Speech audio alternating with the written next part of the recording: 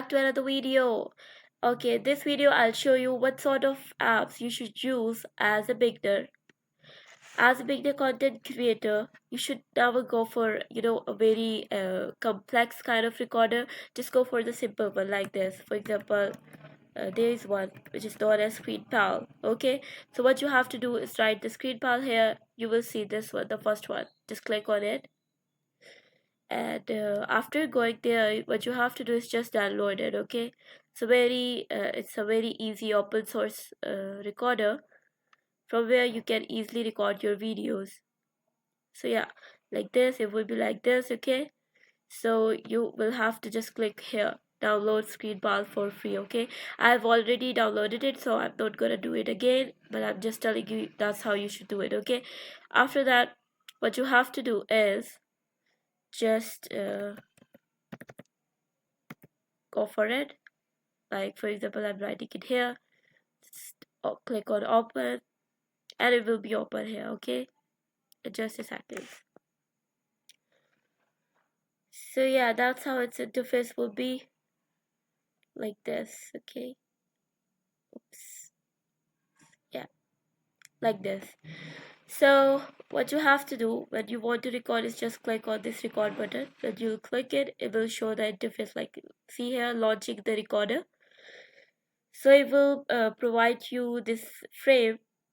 It will be recorder, will record anything which will happen in your frame. You can adjust it according to your preference. For example, you want this size or this size. So I'll actually go for the whole frame most of the times.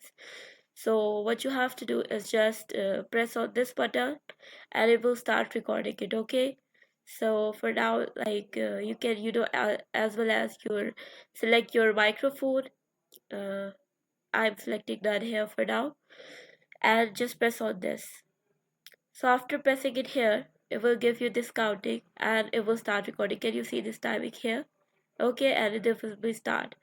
This is for the zoom in. For example, I want to zoom in some place, I will just go for it and it will zoom like here. Okay, and for example, I want to exit, just click on the exit track. This is the available pen marker and everything which is here. And when you are done recording, you just press on the pause button like this. Okay, so after that, for the editing, if you are not satisfied for your video with your video, you can just delete it and restart it again.